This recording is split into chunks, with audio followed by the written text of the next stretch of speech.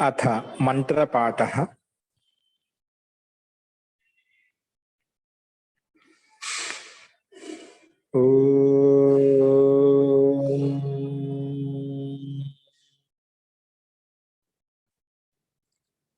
सहनाववतु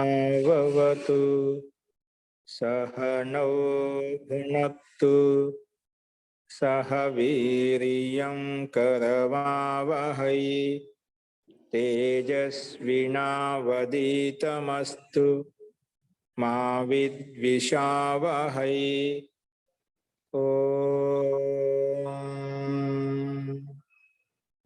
शांति शांति शांति।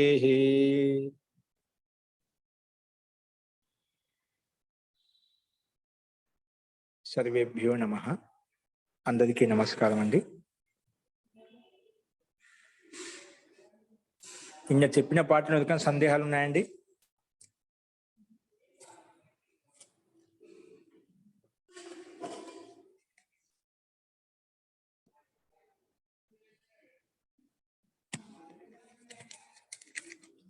అస్తు ప్రకృతమనుసరామః రాసుకోండి.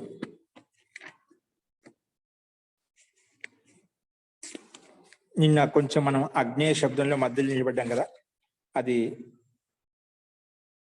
అది మనం నేను చెప్పిన విధంగానే ఉంటుంది. అది రాసుకోండి ఒకసారి. అగ్ని శబ్దం చేత భూవాదయో ధాతవ అర్థవద ధాతుల ప్రత్యయ ప్రాతిపదికం అని పేరు పెట్టుకున్నాము. తర్వాత పేరు పెట్టుకున్న తర్వాత అగ్నిర్ధక్ తోటి ఢక్కు దత్తి తీసుకొచ్చాం.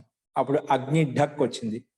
ఢక్క అనుబంధం లోపం చేస్తే ఢా వెళ్ళిపోయింది, ఢా అలాగే ఉంది. అప్పుడు అగ్ని ఢా వచ్చింది మనకు.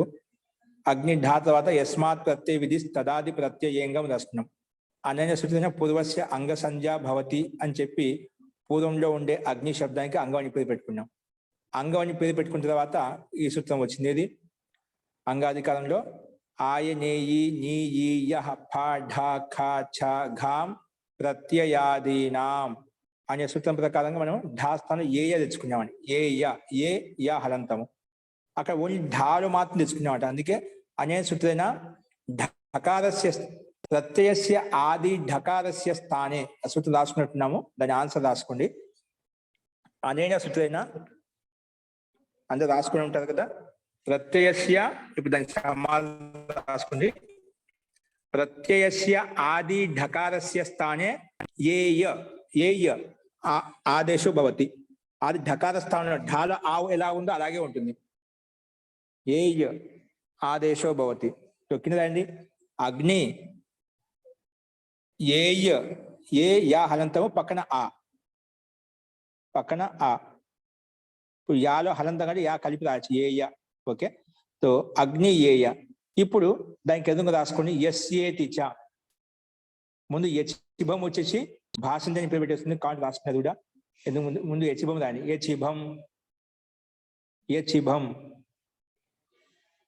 యచిభం అనైన సూత్రైన ఏయ పెట్టిన తర్వాత అగ్ని ఏయ తర్వాత దానికి ఎదురుగా బాణం గుర్తించి రాసుకుంటున్నామండి. యచిభం. ఇక్కడ ఢాలో ఆ కలిపామండి, అందుకే యా పూర్తిగా అయిపోయింది. అది గుర్తుపెట్టుకోండి. సో యచిభం అనైన సూత్రైన పూర్వస్య భా సంజ్ఞా భవతి. అనైన సూత్రన అజాది ప్రత్యయే పరతః.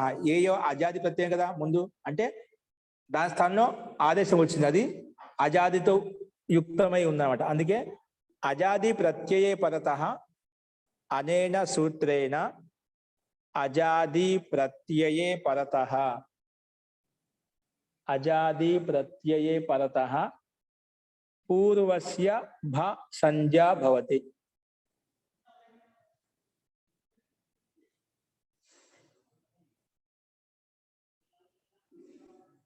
పూర్వస్య భా సంజ్ఞా భవతి. పూర్వస్య భా అని ఒక పేరు పెట్టుకున్నామాట. ముందున్న అగ్ని శబ్దం భా సంజ్ఞ పేరు పెట్టాం. భా సంజ్ఞ పేరు పెట్టిన తర్వాత ఈ సూత్రం వస్తుంది. ఎస్ఏతిచ రావాలంటే భా అని పేరు పెట్టి ఉండాలన్నమాట. అందుకు కింద రాసుకోండి. ఇప్పుడు ఎస్ఏతిచ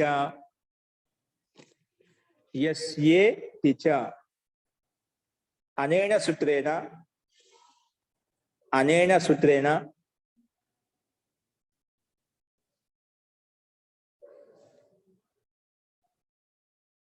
अनेन सूत्रेण तद्धित प्रत्यय परतः पूर्वस्य इकारस्य लोपो भवति।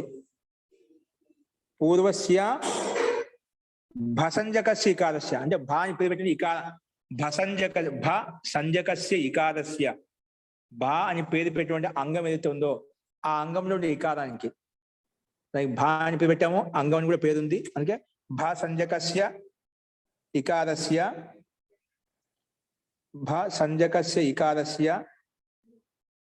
लोपो भवति। भसंज्ञकस्य इकारस्य लोपो भवति।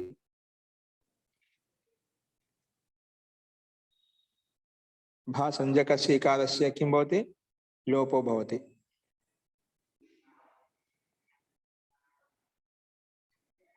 भसंज्ञकस्य इकारस्य लोपो भवति।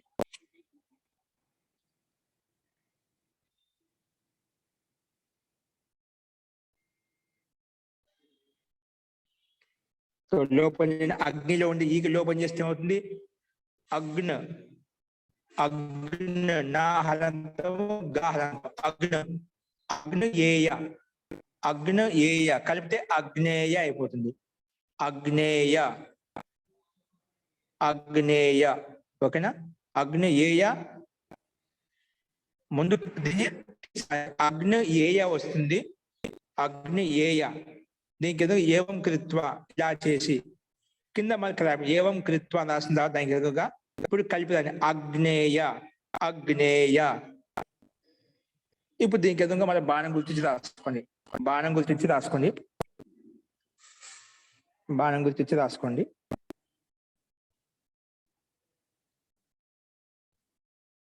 అత్ర ప్రాతిపదికాత్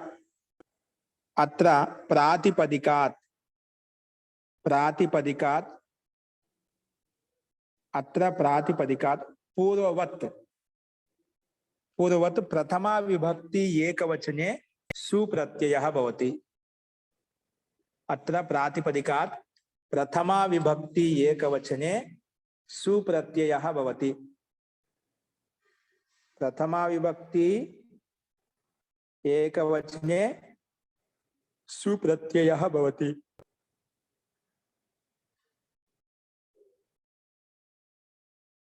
प्रथमा विभक्ति एकवचने सुप्रत्ययः भवति। तो सु తీసుకోండి. అగ్నేయ సు ఏంటండి? అగ్నేయ సు.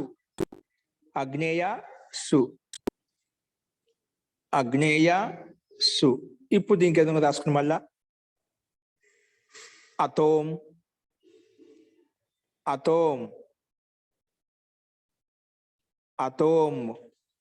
అగ్నేయ సుకి ఎదురుగా బాణం గుర్తించి అతోం.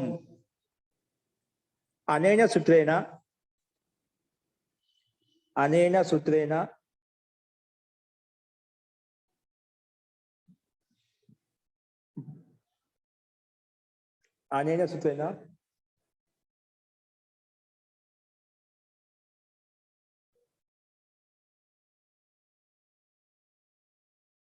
अकारांतात्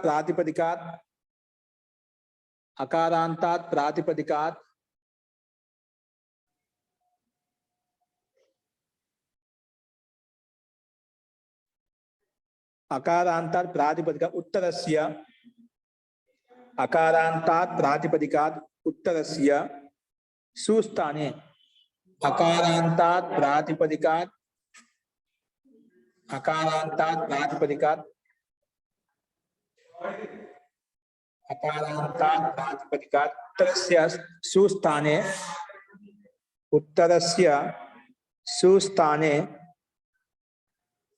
उत्तरस्य सुस्थाने अम् इति अयम् आदेशो भवति। अम् इति अयम् आदेशो भवति। अम् इति अयम् आदेशो भवति। अम् इति अयम् आदेशो भवति। अम् इति अयम् आदेशो भवति। तो सुस्थान अम्म తీసుకొచ్చండి. అగ్నేయ సు కింద రాస్తే అగ్నేయ అమ్. అగ్నేయ అం. ఇక ఒక సూత్రం మర్చిపోయామండి. అగ్నేయ అం అది ముందే చేయాలి, సు కంటే ముందే చేయాలి, అయినా పర్వాలేదు రాసుకోండి. ఇది ఎక్కడ రాయాలి? సు కంటే మనం ఇక్కడ సు తెచ్చుకోవడానికి ముందు కితిచా సూత్రం ప్రకారంగా అగ్నిలో ఉండే అకారానికి వృద్ధి కూడా చేయాలండి. ఏంటి? అగ్నిలో ఉండే అకారానికి ఒకవేళ స్పేస్ ఉంటేనా అది ఆరో మార్క్ ఇచ్చేసి సింబల్ గుర్తు ఇచ్చేసి మీరు ఏదైనా ఒక చిహ్నం పెట్టుకొని సంకేతం మాత్రం, అంటే సు రావడానికి ముందు మన ప్రథమ విభక్తి ఏకవచనం అని చెప్పారా, దానికంటే ముందు ఈ పని చేసుకోవచ్చు అండి. కాబట్టి ఇప్పుడు ముందుగా అగ్నేయ అమ్ము రాశారు, దీనికి ఎందుకు రాయండి కీతిచ. కీతిచ అంటే ముందే రాయాలి. ఇది ఎక్కడ? సు తీసుకోవడానికి ముందు స్థితి చెప్పారా, ప్రథమ విభక్తి పూర్వవత్తు ప్రథమ విభక్తి ఏకవచనం సు ప్రత్యయ భవతి అని చెప్పారా, దానికంటే ముందు రాయండి. ఒకటి ఊరికే అడ ఇరికించొద్దు, కింద ఒక సంకేతం పెట్టుకోండి, పాయింట్ పెట్టుకోండి, అక్కడ రౌండ్ అప్ చేసేసి ఈ పాయింట్ అక్కడ ఉండాలి, సంకేతంగా రాసుకోండి, గుర్తు పెట్టుకోండి అనమాట. ఆరో మార్క్ ఇచ్చేసి బాణం గుర్తుతో గుర్తు పెట్టుకోండి, ఇది అక్కడ ఉండాలని చెప్పి. అస్తు. కితిచ అనేన సూత్రేణ కితి ప్రత్యయ పరతః కితిచ, ఇది సూత్రం అండి. అనేన సూత్రేణ కితి ప్రత్యయ పరతః అంగస్య ఆది అచ్ స్థానే వృద్ధి భవతి. అంగస్య ఆది అచ్ స్థానే, ఆదిలో ఉండే అచ్ స్థానంలో, అంగస్య ఆది అచ్ స్థానే వృద్ధి భవతి. అంగస్య ఆది అచ్ స్థానే వృద్ధి భవతి. అంగస్య ఆది అచ్ స్థానే వృద్ధి భవతి. అంగస్య ఆది అచ్ స్థానే కిం భవతి? వృద్ధి భవతి. సో వృద్ధి ఏమవుతుంది? వృద్ధికి వృద్ధి ఆకి వృద్ధి ఆ అయిపోతుందండి. ఏమవుతుంది? ఆ అయిపోతుంది. కింద రాయండి. ఆగ్నేయ అమ్ము. ఆగ్నేయ అమ్ము. ఆగ్నేయ అమ్ము. ఓకేనా? ఇప్పుడు దీనికి ఎందుకు రాసుకోండి. అమి పూర్వ. అమి పూర్వ అనేన సూచన పూర్వరూపో భవతి. అం పూర్వరూపో భవతి. అమి పూర్వ. అమి పూర్వ. అమి పూర్వ అనేన సూత్రేణ అం పూర్వరూపో భవతి. అమ్ము పూర్వరూపో భవతి. ఆచార్య జీ, ఇక్కడ అమి పూర్వ వస్తే మరి సవర్ణ దీర్ఘం వస్తుంది కదా ఆచార్య? చౌదీర్ఘం ఎందుకు వస్తుంది? కాదా ఆచార్య? అమి పూర్వ వస్తే పూర్వ సవర్ణ దీర్ఘో ఏకాదశో పూర్వ పదవ్యవస్థ పూర్వ సవర్ణ దీర్ఘ ఏకాదశ అవుతుంటుందా? అవును ఆచార్య. పూర్వ పదవ్యవస్థ పూర్వరూపం ఏకాదశో భవతి. అవును ఆచార్య. పూర్వ పదయోస్థానే పూర్వరూపం ఏకాదశో భవతి, దాన్ని పూర్వరూపం భవతి అని చెప్పాను. అలాగే రాసుకోండి. అయితే అనే సూచన పూర్వ పదయోస్థానే పూర్వరూపం ఏకాదశో భవతి. అమి పూర్వ పూర్వరూపం ఏకాదశో భవతి. పూర్వంలో ఏదైతే రూపం ఉందో పూర్వ పదయోస్థానే పూర్వరూపం ఏకాదశో భవతి.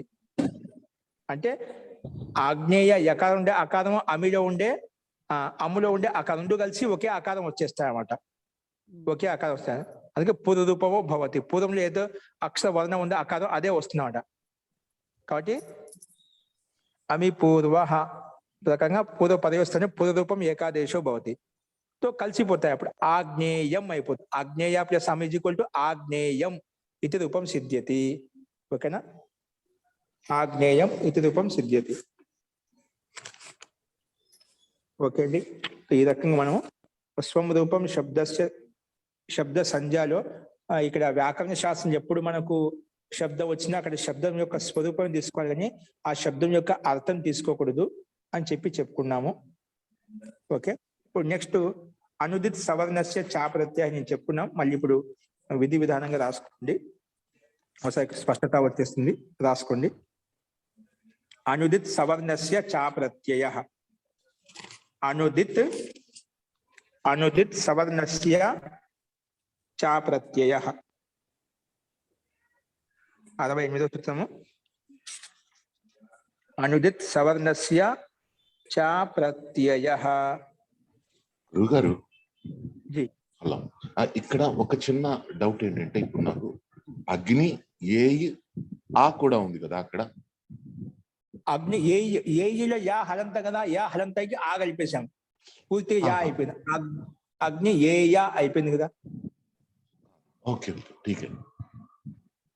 ఓకేనా, అందుకే ఆగ్నేయ అయిపోయింది మనకు. ఆగ్నేయ ప్లస్ అమ్మ ఆగ్నేయం.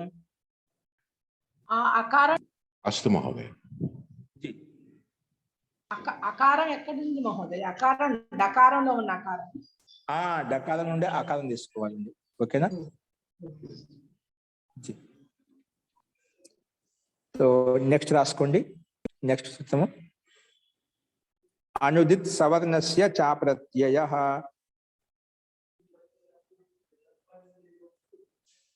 రాసుకోండి. అనుదిత్ ప్రథమ విభక్తి స్లైడ్ మీద కనిపిస్తుంది చూడండి. అనుదిత్ ప్రథమ విభక్తి ఏకవచనం. సవర్ణస్య సవర్ణస్య ఇక్కడ పదాలు భిన్నగానే ఉన్నాయి. సవర్ణస్య షష్ఠి విభక్తి ఏకవచనం. షష్ఠి విభక్తి ఏకవచనం. చా ప్రత్యయః.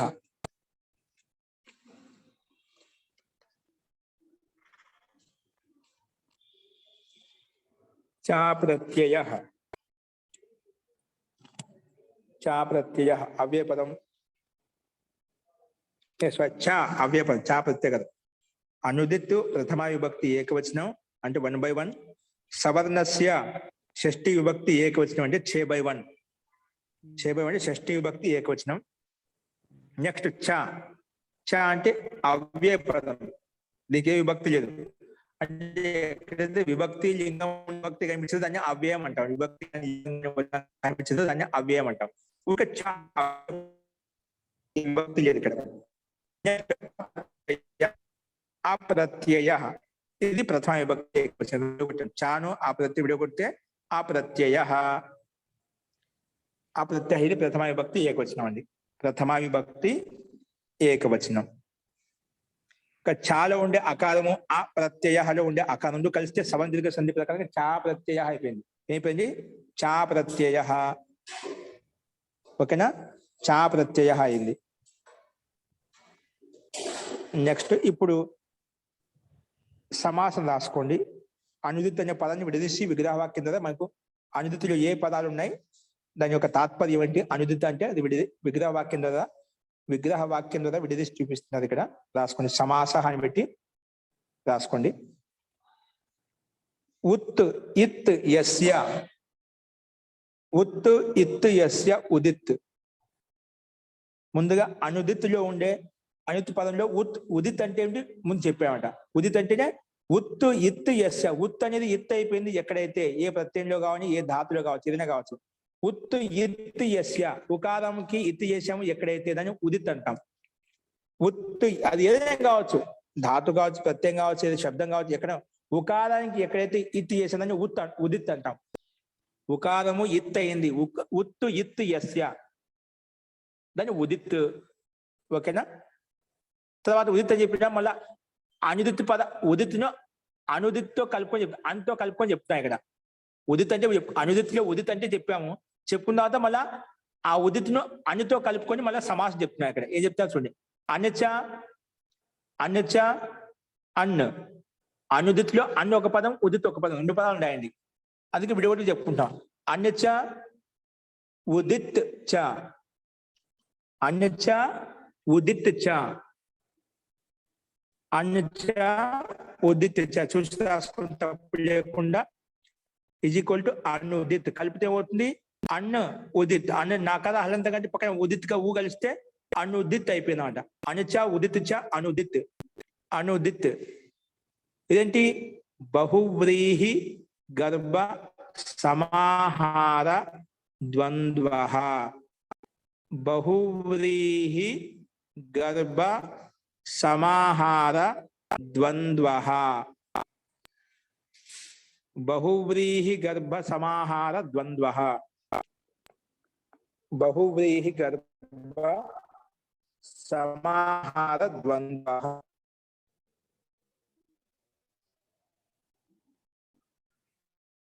బహువ్రీహి గర్భ సమాహార ద్వంద్వ.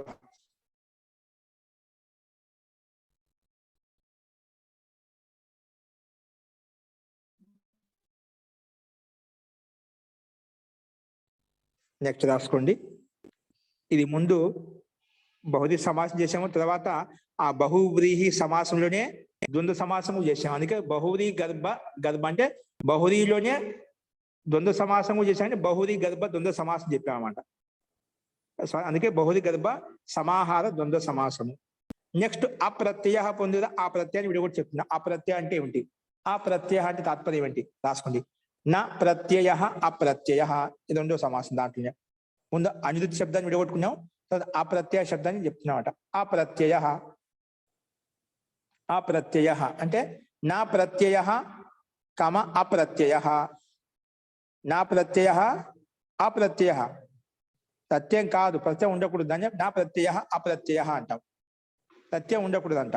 నా ప్రత్యయ అప్రత్యయ ఈజ్ ఈక్వల్ టు నై తత్పురుష. నై తత్పురుష సమాసం అండి. నై తత్పురుష నిషేధిస్తామంట, ప్రత్యయం ఉండకూడదు, ప్రత్యయం కాకూడదు అని అర్థంలో. నా ప్రత్యయ అప్రత్యయ, నా ప్రత్యయ అప్రత్యయ, నా ప్రత్యయ అప్రత్యయ. ఓకే అండి, ఇది నైతత్పురుష సమాసం చెప్పుకున్నాం. ఓకే, సో ప్రత్యయం కానిది దాన్ని అప్రత్యయ అంటాం. బాలక అంటే బాలుడు, అబాలక అంటే బాలుడు కాదు. ఓకే, అలాగా తీసుకోవాలన్న. భావ అంటే భావం, ఏదైనా ఉండే వస్తున్న భావం. అభావ అంటే లేదు అని అర్థం. భావం అంటే ఉంది, అభావ అంటే లేదని అర్థం వస్తుందన్నమాట. ఓకే, సో ఊరికి అర్థం కావడానికి చెప్పాను. సో ప్రత్యయం కానిదని అప్రత్యయం అంటాము. ఓకే, సో ఇప్పుడు అనువృత్తి రాసుకుని కింద అనువృత్తి వస్తుంది పై సూత్రం నుంచి 67వ సూత్రం నుంచి. స్వం రూపం శబ్దస్య శబ్ద సంజ్ఞ అని సూత్రం ఉంది కదా, అందులో స్వం శబ్దము రూపం శబ్దం రెండు శబ్దాలకు అనువృత్తి వస్తుంది. అనువృత్తి తీసుకోవడం ఎందుకు, దీని లాభం ఏంటంటే ఈ రెండు పదాలను కూడా ఈ సూత్రంలో ఉండే పదాలతో కలిపి సూత్రార్థం చెప్తాం అనమాట. ఈ స్వం పదాన్ని రూపం ఈ రెండు పదాలను కలుపుకొని అనుదిత సవర్ణస్య చాప్రత్యయ సూత్రంలో కలుపుకొని సూత్రార్థం చెప్తాం అనమాట. ఓకేనా, ఎందుకంటే సూత్రార్థం ఎప్పుడు చెప్పినా సూత్రంలో ఉండేటువంటి పదాలను తీసుకునే సూత్రార్థం చెప్పాలి. వేరే పదం ఎప్పుడు కలుపుకొని చెప్పకూడదు. ఒకే కలుపుకున్నామంటే ఆ ముందు సూత్రం యొక్క పదాలను కలుపుకోవచ్చు, కానీ వేరే పదాలు ఉండవు. అనువృత్తి ప్రకారంగా వచ్చి కలవచ్చు. ఏదంటే సూత్రంలో ఏవైతే పదాలు వాటితోనే అర్థం చెప్పుకోవాలి మనము. అందుకే ఇక్కడ ఈ సూత్రార్థం చెప్పేటప్పుడు పైనుంచి స్వం శబ్దం రూపం శబ్దం తీసుకుని సూత్రార్థం చెప్తాం మనం. ఏం చెప్పాడు ఇక్కడ రాసుకోండి. అర్థః అర్థః అర్థః రాసుకోండి. అన్ ప్రత్యాహార, సూత్రంలో ముందు అన్ని ఉదిత్తు కదా, అన్ని ప్రత్యాహార. అన్ అంటే ఏమిటి, అన్ని ప్రత్యాహారం తీసుకోవాలి. అన్ ప్రత్యాహార ఆ ఇ ఉన్ రో లుక్ ఏ ఓంగ్ ఐ ఔచ్ హయ వరట్ లన్ ఇంతవరకు అండి. ఆ నుంచి లన్ లో ఉండే నా వరకు మొత్తం ఆ వర్ణాలు మొత్తం వస్తాయి. ఆకి నాకి మధ్యలో ఏవైతే వర్ణాలు ఉన్నాయో అవన్నీ తీసుకుంటాం. అస్తు. అన్ ప్రత్యాహార ఉదిత్ చ ఇంకా ఉదిత్ అని ప్రత్యాహారము. రెండో ఆప్షన్ ఏంటి, ఉదిత్ అంటే ఎక్కడైతే ఉకారానికి ఇతి చేసామో అది ఆ శబ్దం. ఓకేనా, ఆ ప్రత్యయం ఆ ధాతు ఏదైనా కావచ్చు. ఉదిత్ చ ఇంకా ఉదిత్ అంటే ఉదిత్ వర్ణము అంటే ఎక్కడైతే ఉకారానికి ఇతి చేసామో దాన్ని ఉదిత్ చ. అన్ ప్రత్యాహార ఉదిత్ చ అన్ ప్రత్యాహార ఉదిత్ చ సవర్ణస్య గ్రాహకో భవతి. సవర్ణస్య గ్రాహకో భవతి, ఇవి సవర్ణానికి గ్రహణములు అవుతాయంట. ఏంటి, అన్ని ప్రత్యాహారంలో ఉండే వర్ణాలు ఇంకా ఎక్కడైతే ఉకారానికి ఇత్తి చేశామో ఆ వర్ణము. ఊ అనగానే దానికి సంబంధించిన ఏవైతే సవర్ణ వర్ణములు ఉన్నాయో అవన్నీ గ్రహించబడతాయి. అలాగే అన్ని ప్రత్యాహారం అనగానే అన్ని ప్రత్యాహారంలో ఏవైతే అచ్చులు ఉన్నాయో ఆ అనగానే ఆకి సంబంధించిన హ్రస్వము దీర్ఘము ప్లుతము సావనాసిక నిరనాసిక ఇవన్నీ వచ్చేస్తాయి. ఈ అనగానే దీర్ఘము ప్లుతము సావనాసిక నిరనాసిక ఇవన్నీ వచ్చేస్తాయి. అలాగా ప్రతిదీ ఈ రకంగా వస్తాయన్నమాట. ఓకేనా, తో వాటి యొక్క సవర్ణాలు అంటే వాటి యొక్క జాతి హ్రస్వ దీర్ఘ ప్లుతాలు సావనాసిక నిరనాసికలు ఇవన్నీ కూడా గ్రహణం అవుతాయి. ఇవన్నీ కూడా ఏమవుతాయి, గ్రహణం అవుతాయి. అందుకే సవర్ణస్య వాటి యొక్క సవర్ణాలు గ్రహించబడతాయి. వాటికి సంబంధించిన వర్ణాలు ఏవైతే ఉన్నాయో అవన్నీ గ్రహించబడతాయి. దాన్ని సవర్ణస్య గ్రాహకో భవతి అంటాం. మామూలుగా అయితే ఏ వర్ణం చెప్పుకుంటామో అదే వర్ణం గ్రహించబడుతుందండి. ఏంటి, మామూలుగా అయితే ఏ వర్ణం చెప్తే అదే. కాబట్టి అకారం అంటే ఆ మాత్రం తీసుకుంటాం, ఆ తీసుకోం, ఆ ప్లుతం తీసుకోం, దీర్ఘము ప్లుతం తీసుకోం. ఏ వర్ణం ఉచ్చరించి అదే వర్ణం తీసుకోవాలి.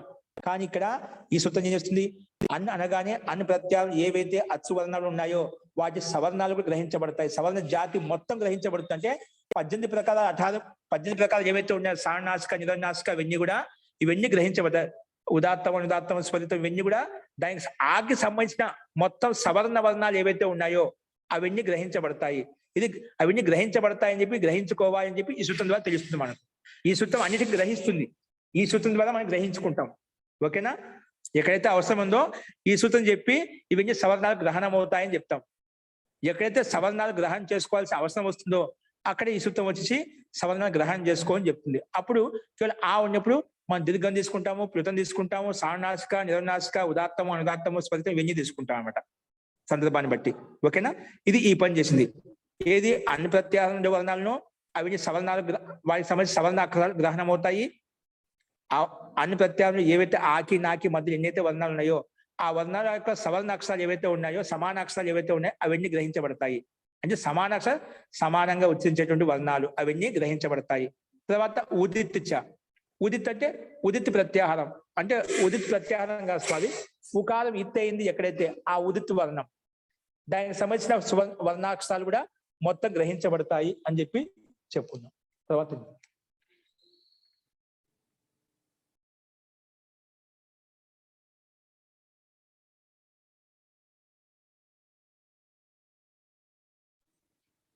ఓకే, సో ఇవన్నీ గ్రహించబడతాయి. అందుకే రాసుకోండి. అనుచ ఉదిత్చ సవర్ణస్య గ్రాహకం, సవర్ణాలు గ్రాహకం అవుతాయని గ్రహించబడతాయి. సవర్ణస్య వాటి యొక్క ఆ వర్ణం యొక్క సవర్ణాక్షరాలు ఏవైతే అవన్నీ గ్రహించబడతాయి. సవర్ణస్య గ్రాహకో భవతి. ఇంకా స్వస్యచ రూపస్య ఇంకా స్వరూపాన్ని గ్రహించబడతాయి. స్వరూపాన్ని కూడా గ్రహించబడతాయి.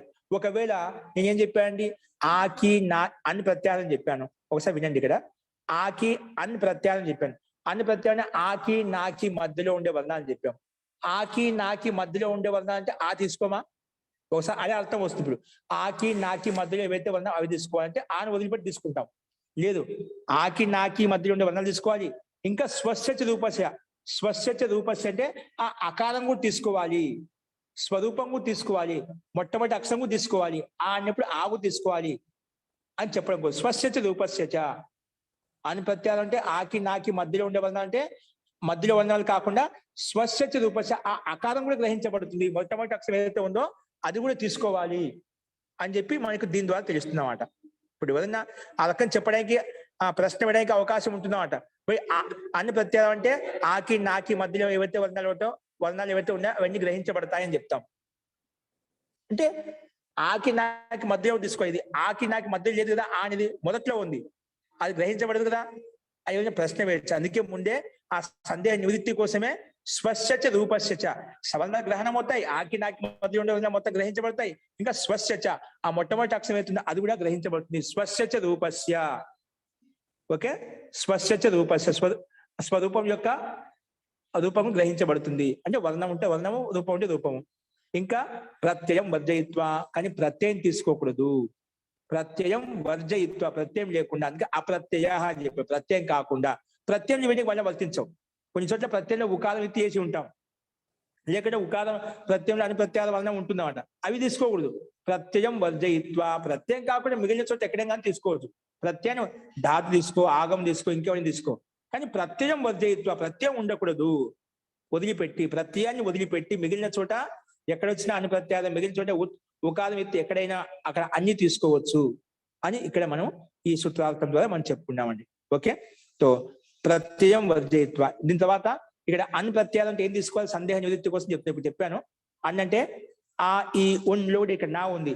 అన్నంటే మొట్టమొదటిలో ఉండే నకారం తీసుకోవాలన్నా, లన్లో ఉండే నకారం తీసుకోవాలన్నా, ఆ సందేహ నివృత్తి కోసం ఇక్కడ మళ్ళీ చెప్తున్నాడు. అత్ర ఇక్కడ రాసుకోండి. అత్ర అన్ ప్రత్యాహార ఈ సూత్రంలో అన్న ఉంది కదా అది, ఈ సూత్రంలో అన్న ప్రత్యయం ఏదైతుందో అది ఏదంతా గ్రహించబడుతుందో చెప్తున్నాడు. అత్ర అంటే ఇక్కడ అన్న ప్రత్యాహార అంటే సూత్రంలో అన్ని ప్రత్యాహారం. అన్న ప్రత్యాహార చూసి రాసుకోండి. పరేణ నకారేణ గృహ్యతే. పరేణ అంటే పక్కన ఉండేటువంటి నకారం, లంలో ఉండి నకారం చేత తీసుకోవాలి. పరేణ నకారేణ గృహ్యతే. పరేణ నకారేణ గృహ్యతే. పరేణ నకారేణ గృహ్యతే. పర నకారంతో గ్రహించబడుతుంది. పరేణ నకారేణ గృహ్యతే. పర నకారం చేత గ్రహించబడుతుంది. పదే నకారం గృహ్యతే. ఓకే, సో ఇవి మనకు స్పష్టంగా అనుప్రత్యాహారం ఏం తీసుకోవాలంటే పదనాకారం తీసుకోవాలి. మిగిలిన చోట చాలా సూత్రాల్లో అనుప్రత్యాహారాలు వస్తాయండి, అనుప్రత్యాహారాలు వస్తాయి. అవన్నీ కూడా పూర్వ నకారం తీసుకోవాలి. ఏం తీసుకోవాలి? పూర్వ నకారంతో తీసుకోవాలి. ఇది ఒక్కటి మాత్రం ఈ సూత్రంలో ఉండే అన్ను కనిపిస్తుందా, అది మాత్రం పద నకారం, లన్నులో ఉండే నకారంతో మాత్రం తీసుకోవాలి అని చెప్పి మనం అర్థం చేసుకోవాలి. ఎందుకంటే సూత్రంగా స్పష్టంగా చెప్పాము ఇక్కడ. ప్రత్యాహార పదే నకారం గృహ్యతే. పద నకారం గ్రహించబడుతుంది. ఓకే, ఉదాహరణ రాసుకోండి. ఇక్కడ ఉదాహరణ ఏంటి? అస్యత్స్వౌ చూపిస్తున్నాయి ఇక్కడ. అస్యత్స్వౌ, అస్యత్స్వౌ.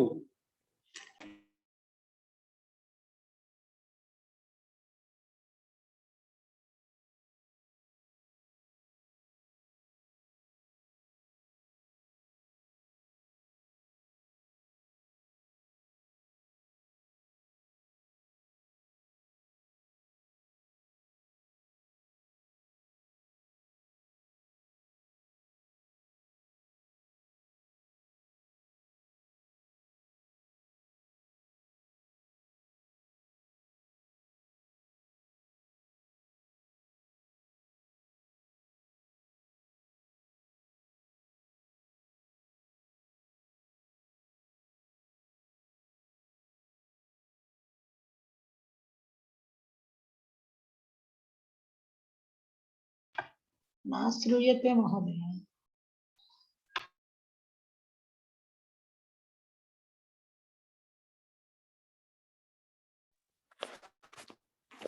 గురుగారు మీట్లో ఉన్నారమ్మా.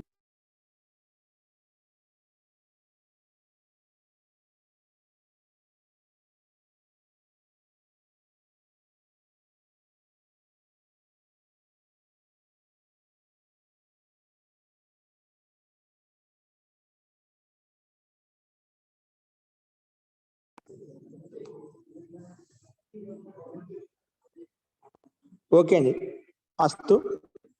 జీ ఇక్కడ బై మిస్టేక్ అయింది. ఎక్కడి నుంచి ఆగిపోయిందండి? ఎక్కడి నుంచి ఆగిపోయింది?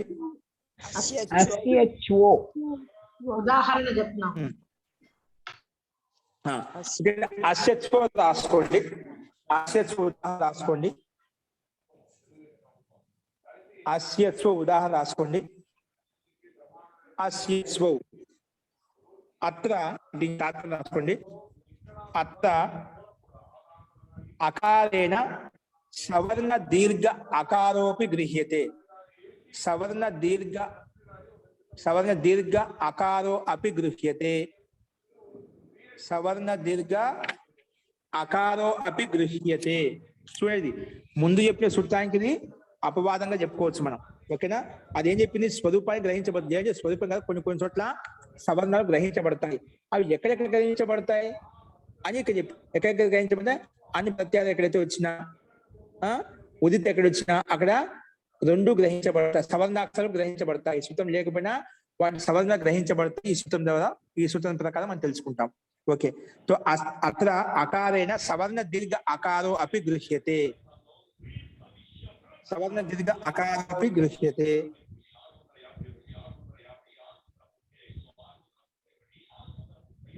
ఓకేనా?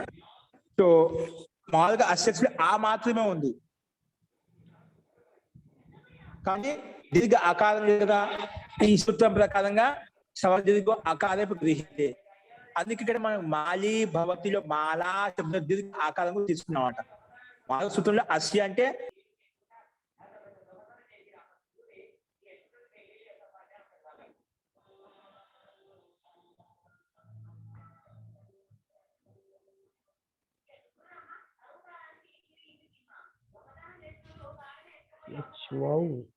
హ్రస్వ ఆకారం మాత్రం తీసుకోవాలి. కానీ ఈ సూత్రం ఏం చెప్పింది? దీర్ఘ ఆకారం గ్రహించబడుతుందని చెప్పి మనకు చెప్పింది అన్నమాట. ఓకేనా?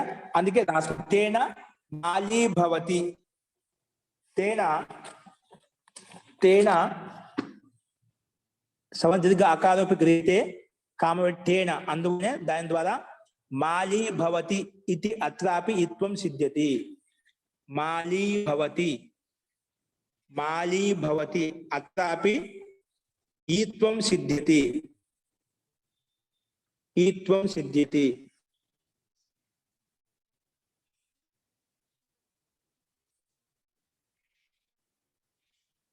ఈత్వం సిద్ధ్యతి.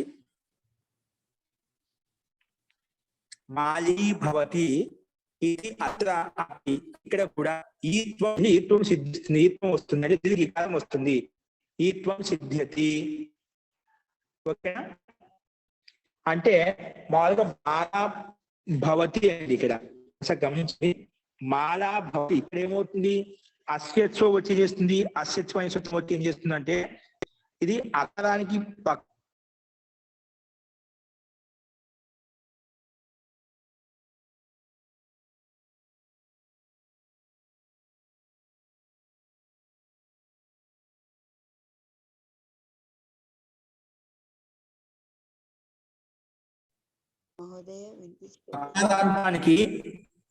అకారాంతానికి ఈకార ఆదేశం ఒకటి అంటుంది. ఇదేమంటుంది? మాలీ భవతిలో వినిపిస్తుందండి? ఇప్పుడు వినపడుతుంది. అది స్పష్టం. మాలీ భవతి అనే రూపంలో ఇక్కడ మాలా ఉంది, మాలా ఉందండి. ఇదేమంటుంది? మాలాలో అకారానికి దీర్ఘీకారం చేయాలండి. కానీ అస్యత్వం వచ్చేటి అకారాంత అంటుంది. ఇక్కడ అస్యత్వం అకారం మాత్రం హ్రస్వాకారం ఉంది. కానీ ఇక్కడ మాలాలో దీర్ఘీకారం ఎలా అవుతుంది? అప్పుడు ఇష్టం వచ్చి అనుదిత్ సవర్ణస్య ప్రత్యయ ప్రకారంగా ఇది అనుప్రత్యాహారం, అనుప్రత్యాహారం ఉండే వర్ణం కాబట్టి సవర్ణస్య గ్రాహకో భవతి, అందుకే దీర్ఘ ఆకారం గ్రహించబడుతుంది.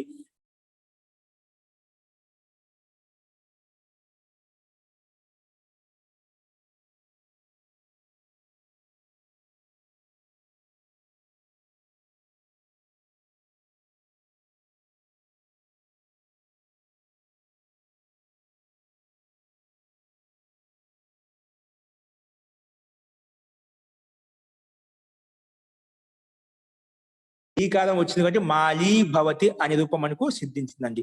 అది ఈ కాలం ఈత్వం సిద్ధ్యతి, ఈ కాలం సిద్ధించింది. అందుకే మాలీ భవతి అనే రూపం సిద్ధమైంది అన్నమాట. ఓకేనా? ఒకవేళ ఈ సూత్రం లేకపోయింది అనుకోండి, రస్వం ఉంటే మాత్రమే దీర్ఘీకారం వచ్చేది. రస్వం లేదు కదా, మాల దీర్ఘీకారం ఉంది, అక్కడ వచ్చేది కాదు. ఈ సూత్రం వచ్చింది చేయండి, సవర్ణ అక్షరానికి కూడా దీర్ఘం అవుతుంది. ఆ అంటే ఆ కూడా తీసుకోవచ్చు. ఓకేనా? ఇది మనం అవర్ణస్య ఇవర్ణస్య అంటే నేను ఒకసారి చెప్పాను. అవర్ణం అంటే అవర్ణం అన్నప్పుడు హ్రస్వాకారం వస్తుంది, దీర్ఘాకారం వస్తుంది, ప్లుతాకారం కూడా తీసుకోవచ్చు. ఓన్లీ అకారం అన్నామనుకోండి, ఇకారం అన్నామనుకోండి, ఉకారం అన్నప్పుడు ఆ వర్ణం మాత్రం గ్రహించబడుతుంది. హ్రస్వం అయితే హ్రస్వము, దీర్ఘం అయితే దీర్ఘము. కానీ అవర్ణం అన్నామనుకోండి సవర్ణస్య గ్రాహకబోదు. అదిలా ఈ సూత్రం ప్రకారంగానే ఇక్కడ ఏముంది? అందుకే అవర్ణస్య అంగస్య ఈకార ఆదేశం ఒకటి. అవర్ణాంత అంగానికి ఈకారం ఆదేశం వస్తుంది, ఈకారం ఆదేశం వస్తుంది అనమాట. ఓకేనా? సో ఇక్కడ సవర్ణస్యాక్షరానికి గ్రహణం అయింది కాబట్టి మనకు ఈకారం వచ్చింది. నెక్స్ట్ ఎగ్జాంపుల్ రాసుకోండి. ఎస్ఏతి చ, ఇది అర్థమైందండి అందరికి? మాలీ భవతిలో మాలా భవతి అండి. ఇక్కడ దీర్ఘ ఆకారానికి దీర్ఘ ఈకారం వచ్చేసింది అస్యత్వో అనే సూత్ర ప్రకారంగా. ఎందుకు? అస్యత్వలో ఆ హ్రస్వ ఆకారం మాత్రమే ఉంది, ఇక్కడ దీర్ఘ ఆకారం ఉంది. ఎలా వస్తుంది?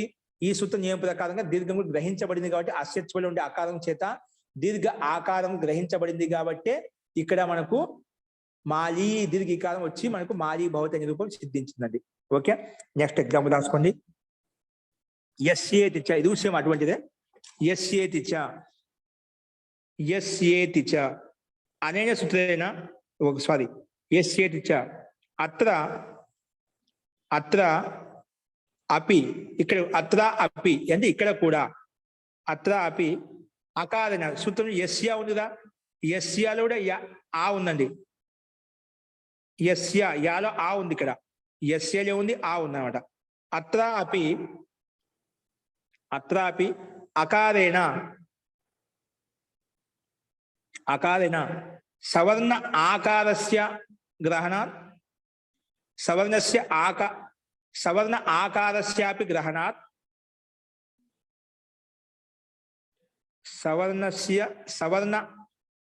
సవర్ణ ఆకార గ్రహణాత్ అకారేణ సవర్ణ ఆకార గ్రహణాత్ చూసి రాసుకోండి. సవర్ణ ఆకార గ్రహణాత్ అంటే అకారం చేత ఆకారం గ్రహించబడంలా. సవర్ణ ఆకార గ్రహణాత్ మాలీయ, ఇక్కడ మాలీయ రూపం తేండి. మాలీయ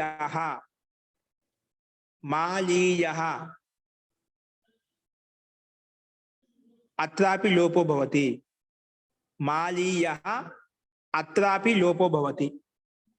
మాలీయ అత్రాపి లోపో భవతి. అత్రాపి లోపో భవతి. ఇది ఎలాగంటే కింద కాంట ఎగ్జాంపుల్ మాలా ప్లస్ ఈయ రాయండి. మాలా ప్లస్ ఈయ కింద రాయండి.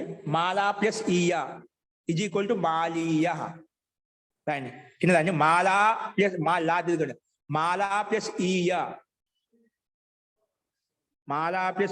Is equal to మాలీయ. ఇక్కడ గమనించండి ఒకసారి. ఇక్కడ మాలాలో దీర్ఘీకారం ఉందండి, పక్కన ఈయ ప్రత్యయం ఉంది. ఏముంది? ఈయ. ఇదేముంటుంది? యస్యదిచ ఇకార తద్ధిత ప్రత్యయం పక్కన ఉంటే ఇవర్ణాంతస్య అవర్ణాంతస్య అంగస్య లోపం అవుతుంది. ఇవర్ణాంతానికి అవర్ణాంతానికి లోపం అవుతుంది. ఇక్కడ ఇవర్ణాంతానికి అవర్ణాంతానికి లోపం అవుతుంది అంటుంది, అంటే హ్రస్వీకారం ఉంది. కానీ ఇక్కడ ఉండే దీర్ఘ ఆకారం కదా, ఇవర్ణాంతం అయితే లేదు, అవర్ణాంతం ఉంది, ఆ ఉంది, కానీ హ్రస్వాకారం ఉంది, దీర్ఘ ఆకారం లేదు కదా. మాలా ఈయ, మాలాలో ఉండే దీర్ఘ ఆకారం ఉంది. ఈ సూత్రం ఉంటుంది యస్యేతిచాలో యస్య అని హ్రస్వాకారం ఉంది. సో హ్రస్వాకారానికి మాత్రమే ఇది లోపం చేస్తుంది, లేదా హ్రస్వ ఇకారానికి మాత్రమే లోపం చేస్తుంది. కానీ ఇక్కడ దీర్ఘ ఆకారం ఉంది మాలాలో, కానీ ఇక్కడ కూడా ఇది లోపం చేసింది. ఎలా లోపం చేసింది?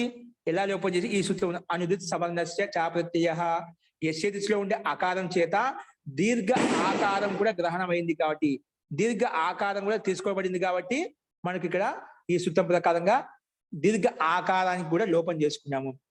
అవర్ణం అనగానే ఆ తీసుకోవచ్చు, మనం ఆకారం కూడా తీసుకోవచ్చు, రెండు తీసుకోవచ్చు. ఓకే.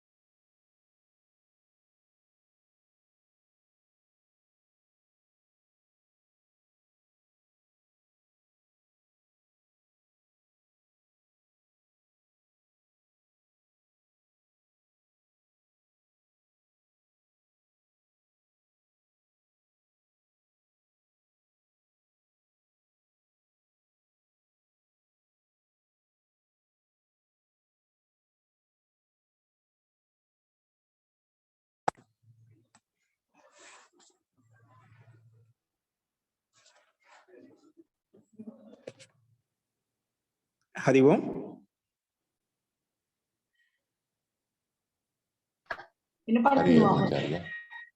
ఓకే అండి. సో ఇక్కడ యస్య దిశలో యస్య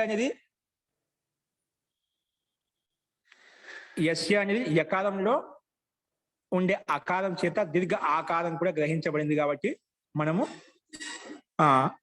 ఇక్కడ మనకు మాలీయ అనే రూపం సిద్ధించినాడు. మాలీయలో ఎందుకంటే మాలాలో ఉండే దీర్ఘ ఆకారం లోపం చేసుకుంటేనే పక్కన ఈయ కలుపుకోవచ్చు అనమాట. అంటే మాలాలో ఉండే దీర్ఘ ఆకారం లోపించాలంటే మనకు ఈ యస్య దిశ సూత్రం ప్రకారం లోపిస్తుంది. ఓకేనా? తో లోపించింది కాబట్టి ఇక్కడ యకారానికి ఎలా లోపించింది? దీర్ఘ ఆకారం గ్రహించబడింది కాబట్టి లోపించింది అన్నమాట. ఓకేనా? దీర్ఘ ఆకారం తీసుకున్నాం కాబట్టి ఇక్కడ మనం ఈ సూత్రం ప్రకారంగా లోపం చేశాం కాబట్టి మాలీయ అనే రూపం మనకు సిద్ధించింది. ఓకే, సో ఈ రకంగా మాలీయ అనే రూపం కూడా మనకు ఇక్కడ సిద్ధిస్తుంది అన్నమాట. అందుకే అత్రాపి లోపో భవతి అంటే ఆకారం చేత దీర్ఘ ఆకారం గ్రహించబడింది కాబట్టి లోపం అయిపోయింది అనమాట. నెక్స్ట్ ఒకటి రాసుకుంది ఆద్గుణ. ఆద్గుణ ఆద్గుణ ఆద్గుణ రాసుకోండి. అత్రాపి అత్రాపి ఆద్గుణలో దీర్ఘస్యాపి గ్రహణం భవతి. అత్రాపి దీర్ఘస్యాపి గ్రహణం భవతి.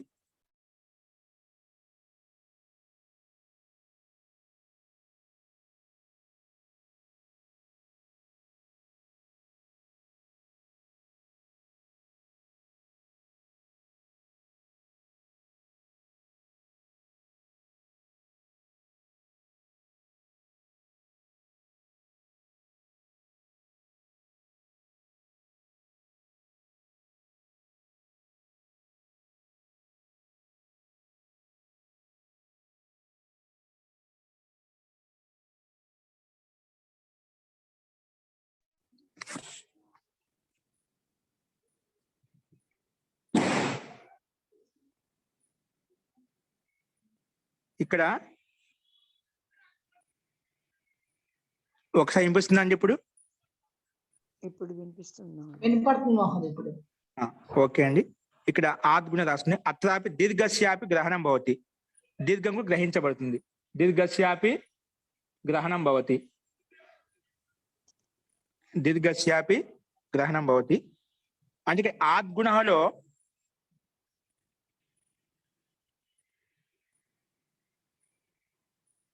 రాసుకుని అత్రాపి దీర్ఘస్యాపి గ్రహణం భవతి. దాని కింద రాసుకుని తేన, దీని ద్వారా తేన రమా ప్లస్ ఈశ్వర, రమా ప్లస్ ఈశ్వర, రమా ప్లస్ ఈశ్వర, రమా ప్లస్ ఈశ్వర,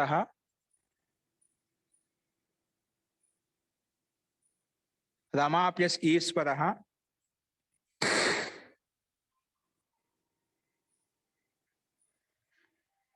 రమేశ్వర, రమా ప్లస్ ఈశ్వర, రమేశ్వర,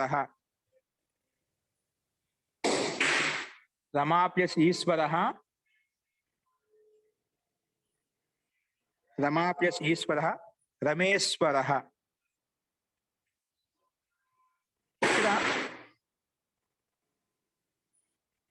ఇక్కడ ఏం తీసుకున్నామంటే మనము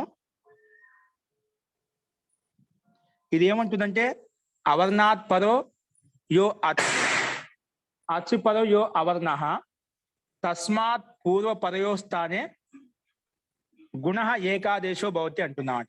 అంటే అవర్ణానికి పక్కలో అచ్చుణ్య, అచ్చుకు పూర్వంగా అవర్ణ ఉణ్య. ఇక్కడ అవర్ణం అని చెప్పాం. ఏం చెప్పాము? అవర్ణం అని చెప్పాము. అవర్ణం అంటే కేవలం అకారం మాత్రమే ఉంది. కానీ ఇక్కడ సూత్రంలో మనకి దీర్ఘ ఉన్నాము. సూత్రంలో ఉంది దీర్ఘ ఉంది, ఆకారం ఉంది అన్నమాట. కానీ ఇక్కడ మనకు కొన్ని చోట్ల హ్రస్వాకారం ఉంటుంది, కొన్ని చోట్ల దీర్ఘ ఈకారం కూడా, దీర్ఘ హ్రస్వాకారం ఉంటుంది, దీర్ఘ ఆకారం ఉంటుంది.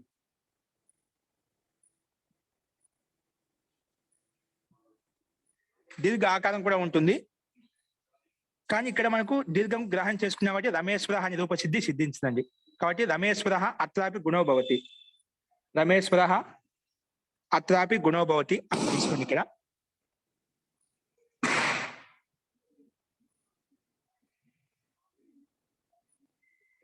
నెక్స్ట్ ఉదితి రాసుకోండి. ఉదితి రాసుకోండి.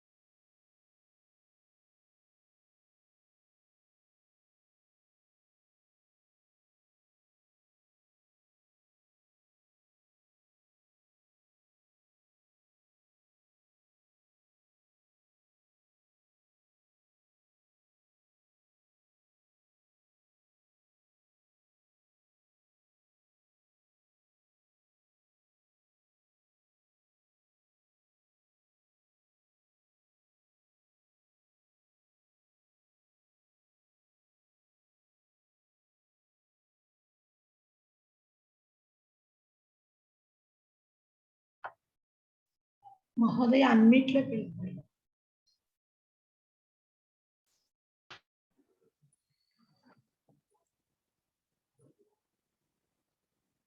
జీ ఇప్పుడు వినిపిస్తుందా అండి? ఇప్పుడు వినపడుతుంది. ఆ మహోదయ. జీ ఓకే అండి. సో ఉదిత్కి ఉదాహరణ రాసుకోండి. ఉదిత్కి కు అంటే కవర్గం.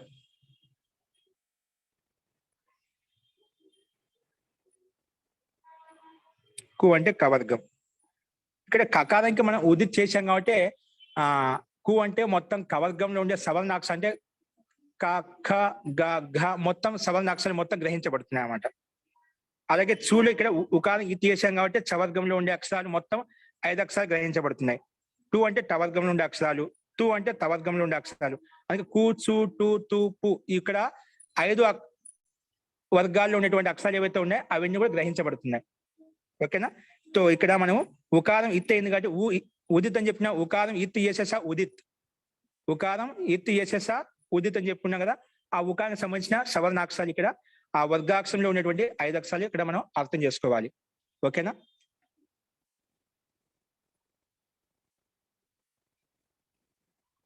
సో ఈ రకంగా మనం ఈ ఉదాహరణ మనం చూసామండి. ఓకేనా? సో ఇందులో ఎవరికైనా సందేహం ఉండండి? ఈ సూత్రం ఎవరికైనా సందేహం ఉందా? ఈ సూత్రం ఎవరికైనా సందేహం ఉందా? ఆద్గుణ ఏం అర్థం కాలేదండి. ఏంటండి ఆద్గుణ యొక్క అర్థం ఏంటి? ఆద్గుణ ఏం చెప్తుందంటే ఆకారానికి గురించి చెప్పారు కదా. ఆద్గుణ అది చెప్తున్నాను. ఇక్కడ రమా ప్లస్ ఈశ్వర, రమేశ్వర, రమా ప్లస్ ఈశ్వర, రమా దీర్ఘ ఉంది, ఇక్కడ రమా శబ్దం ఉంది. ఓకేనా? అంటే ఇక్కడ దీర్ఘం ఉంది.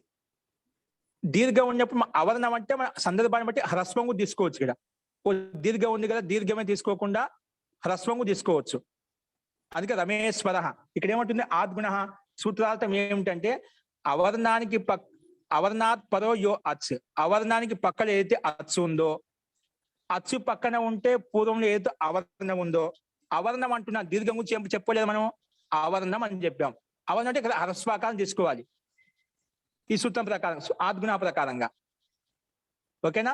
సో ఇక్కడ లేదు కదా మనకు, కాబట్టి ఇక్కడ అట్లాపి దీర్ఘశాపి గ్రహణం అది అవర్ణ సూత్రార్థం చూసుకోండి. సూత్రార్థం ఆ అంటే దీర్ఘ ఆకారం తీసుకోవాలి. అర్థమైందండి? కొంచెం రామ శబ్దం ఉంది, రామా ప్లస్ ఈశ్వర, రామా ప్లస్ ఈశ్వర రామేశ్వర అని చెప్పుకోవచ్చు. ఇక్కడ రామ హ్రస్వాకారం ఉందా? అంటే అవర్ణం ఉన్నప్పుడు మనం ఆ సందర్భానుకూలంగా దీర్ఘం కావాలి దీర్ఘం తీసుకోవచ్చు, హ్రస్వం కావాలంటే హ్రస్వం తీసుకోవచ్చు, రెండు తీసుకోవచ్చు. ఓకేనా? అవును. ఇప్పుడు మామూలుగా గుణసంధి అంటే ఆలో ఏదొచ్చినా ఏదున్నా కానీ అవతల పక్క ఈలో ఈ హ్రస్వీకారం ఉన్నా దీర్ఘీకారం ఉన్నా ఏ కారమే వస్తుందని సూత్రమే ఉంది కదండి. అదే ఆ రూల్ ఉంది కాబట్టి ఆటోమేటిక్ గా ఏ కారమే వచ్చేస్తుంది. ఆ రూల్ ఎక్కడి నుంచి వచ్చింది? ఈ సూత్రం ఉంది, ఈ సూత్రం అంటున్నామాట. ఈ సూత్రం నుంచి వచ్చింది. ఈ సూత్రం నుంచి వచ్చినామాట. ఇక్కడ అవర్ణం అంటున్నావు కదా, అవర్ణం అంటున్నావు అంటే హ్రస్వం తీసుకోవచ్చు, దీర్ఘం తీసుకోవచ్చు. అందుకే ఈ సూత్రం ఇది తీసుకోవాలి. ఓకేనా? అందుకే మనకు అవర్ణం అంటే హ్రస్వం తీసుకుంటాము, దీర్ఘం అంటే దీర్ఘమే తీసుకోవాలి, అలా ఏం లేదు. హ్రస్వం తీసుకోవచ్చు, దీర్ఘం తీసుకోవచ్చు, లేదా దీర్ఘం స్థానం హ్రస్వం తీసుకోవచ్చు. సందర్భానుకూలంగా మనం రెండు తీసుకోవచ్చు అని చెప్పి అది సవర్ణస గ్రాహకోపోతుంది చెప్పింది కదా. ఎక్కడ ఏ రకంగా అవసరమో ఆ రకంగా మనం రూపసిద్ధిని వినియోగించుకోవచ్చు. ఓకేనా? అందుకే ఈ రకంగా మనం దీన్ని ఇక్కడ చూసామండి. జీ చెప్పండి. ఆద్గుణ అనే సూత్రంలోనే దీర్ఘ ఆకారం ఉంది కదా, అక్కడ అంటే తపరకార తత్కాలస్య తపరకారం కదా. సో అలాంటప్పుడు ఆ సూత్రం ఇక్కడ డైరెక్ట్ గానే ఉన్నది కదా. అదే అండి, నెక్స్ట్ కూడా వస్తుంది దీనికి అపవాదంగా. మరి ఇంకో తపరస్ తత్కాలస్య, అవి ఎక్కడైతే తపరస్ తత్కాలస్య ఎక్కడ తాత్కాలిక వర్ణాలు గ్రహించబడే అవి ఇంకో ప్రసంగం ఉంది పక్కన. నెక్స్ట్ అది రాబోతుంది మనకు తపరస్ తత్కాలస్య. ఇది అది ఎప్పుడు ఏ సందర్భం తీసుకో అది నేను చెప్తాను అనమాట. అది కొన్ని చోట్ల మనకు కొన్ని సూత్రాలు వినియోగించబడ్డాయన్నమాట. ఎక్కడైతే తాత్కాలిక వర్ణానికి గ్రహణం అవుతుందో అక్కడ సూత్రంలో మహర్షి పాణి నిర్దేశించాడనమాట. అక్కడ ఇక తకారాన్ని తపర కర్ణం ఇచ్చాడో అక్కడ అదే వర్ణం గ్రహించబడుతుంది. అదే వర్ణం గ్రహించబడుతుంది అన్నమాట. అదే వర్ణం గ్రహించబడుతుంది. ఓకేనా? అట్లనే ఇక్కడ ఈ ఇప్పుడు సూత్రంలో మొత్తం అతో బిష ఐస్ ఉంది. అతో బిష ఐస్ ఉంది. ఇక్కడ అతో బిషలో ఆ పక్కన తా పెట్టాడు అనమాట. ఆ పక్క తా పెట్టినప్పుడు కూడా సవర్ణాక్షరం గ్రహించబడదు. ఆ అంటే ఆని తీసుకోవాలి, దీర్ఘాక్షరం తీసుకోవడానికి లేదు, ప్లుతాక్షరం తీసుకోవడానికి లేదు. అవి ఎటువంటి సందర్భాలంటే మనం ఆ సూత్రం చెప్పుకునేటప్పుడు మనకి క్లారిటీగా వచ్చేస్తుందండి. ఓకేనా? ఇంకొక డౌట్ గురువు గారు, ఇప్పుడు అణుదిత్ సవర్ణస్య చ ప్రత్యయ, అణుదిత్ సవర్ణస్య చ ప్రత్యయ, దానికి మనం అర్థం ఏం చెప్పుకున్నాం? అంచ ఉదిత్య కదా. ఇది విడగొట్టుకున్నారు సార్. అనిత్య ఉది 2 పదాలు ఉన్నాయి ఇక్కడ.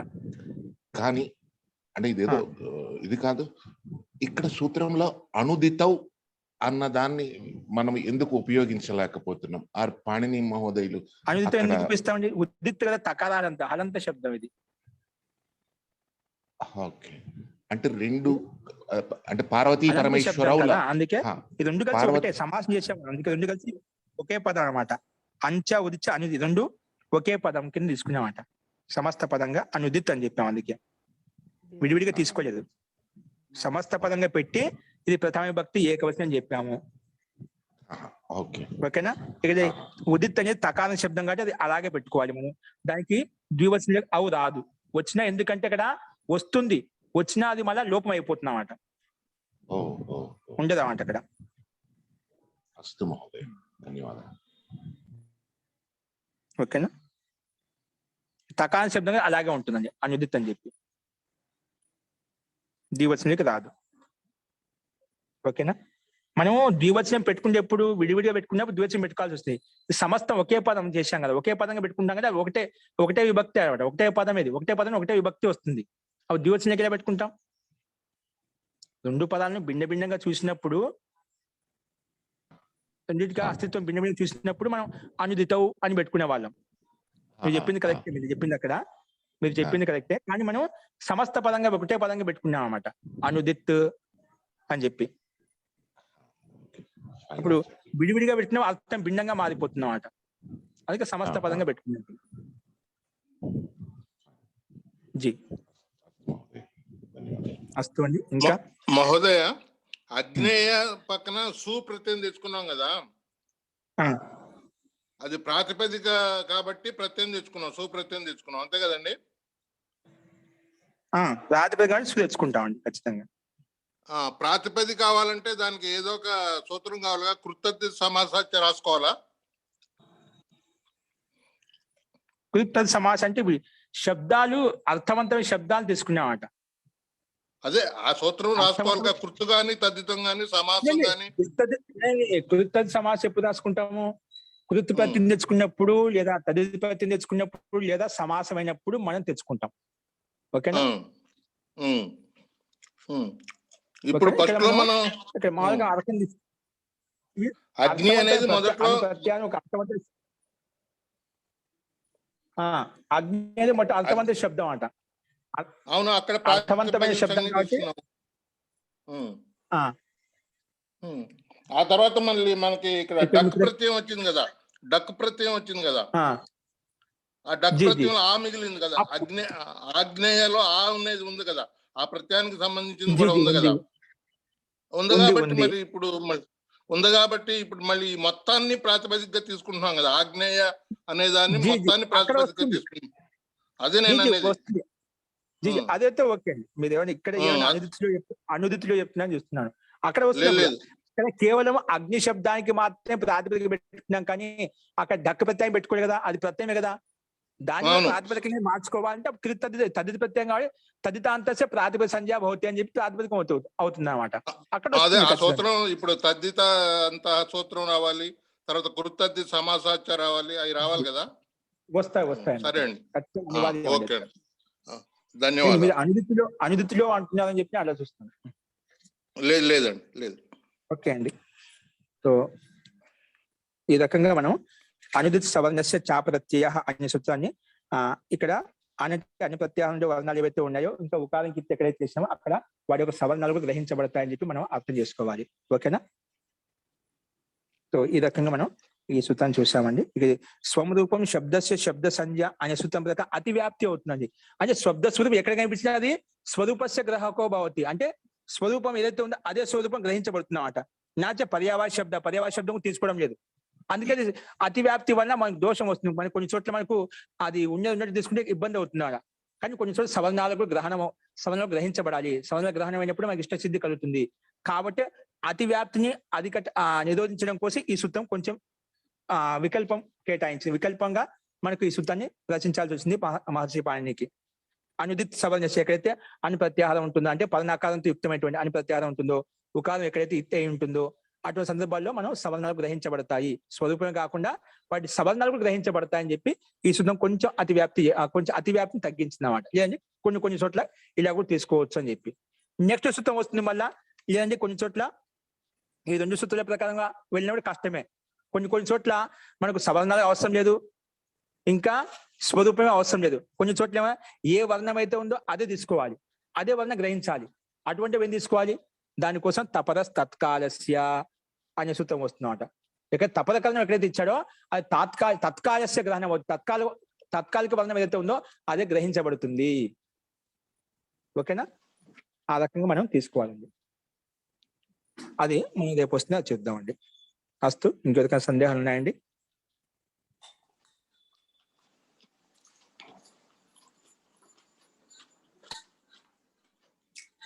ఓకే అండి. అస్తు. ఇంకేమైనా సందేహాలు తర్వాత చూద్దామండి. మంత్ర పాఠ. ఓం సర్వే భవంతు సుఖినః, సర్వే సంతు నిరామయాః, సర్వే భద్రాణి పశ్యంతు, మా కశ్చిద్ దుఃఖభాగ్ భవేత్. ఓం శాంతి శాంతి శాంతి. సర్వేభ్యో నమః. అందరికీ నమస్కారం అండి. నమస్తే మహోదయ. ఓకే అండి. ధన్యవాదాలు. రేపు మనకు దీపావళి సందర్భంగా రేపు సెలవు పెట్టుకుందామండి. ఓకేనా? మరి ఎల్లుండి యథావిధిగా టైంకి మనం 8 గంటలకు క్లాస్ చెప్పుకుందాం. అస్తు. ఇంకా రేపు యజ్ఞం ఉంటుంది కాబట్టి అమావాస్య సందర్భంగా మనకు దీపావళి కూడా కలిసి వచ్చింది. రేపు 7 గంటలకు అనుకూలంగా ఉండే వాళ్ళంతా ప్రయత్నం చేయండి యజ్ఞానుష్ఠానంలో పాల్గొనడానికి. అస్తు. 7 గంటల నుంచి 8 గంటల వరకు ఉంటుందండి. అస్తు. గురుగారు సోమవారం నాడే మళ్ళా క్లాస్ పెడితే గురువుగారు జీ ఏకంగా సోమవారం నాడే క్లాస్ పెడితే గురువుగారు ఎందుకండి మళ్ళీ మధ్యలో ఒకసారి మళ్ళీ సెలవులు వస్తాయండి. అక్కడ మీకు రెస్ట్ వస్తుంది. ఒకవేళ 18, 19, 20, 21 వస్తే సెలవు రావచ్చు. నాకు కొంచెం కార్యక్రమం ఉండేప్పుడు హైదరాబాద్ లో. వీలైతే అప్పుడు అవసరమైతే ప్రయత్నం చేద్దాం. అంటే అక్కడ చెప్పుకోవచ్చు, హైదరాబాద్ లో ఉండి క్లాస్ చెప్పుకోవచ్చు. ఒకవేళ వీలైతే అప్పుడు చూద్దాం. మళ్ళీ ఇప్పుడు సెలవులు అంటే కష్టం అవుతుంది. మొన్నే కదా మనం సెలవు ఒక 10 రోజులు తీసుకున్నాము, దాదాపు ఎక్కువ తీసుకున్నామంట. ఓకేనా? వ్యాకరణం ఎలా ఉంటే కంటిన్యూ నడుస్తూ ఉంటేనే కంటిన్యూ కొనసాగుతూ ఉంటుందండి. మిగతావైనా పర్వాలేదు, కానీ ఇవి మటుకు రోజు ఏదో ఒక రూపం చెప్పుకున్నా, కొంచెం చెప్పుకునే నడుస్తూ ఉండాలన్నమాట. ఓకే. నమస్తే మహారాజ్. ధన్యవాదాలు మహోదయ. సర్వేషాం శుభరాత్రి అండి. నమస్కారం. నమస్తే మహోదయ.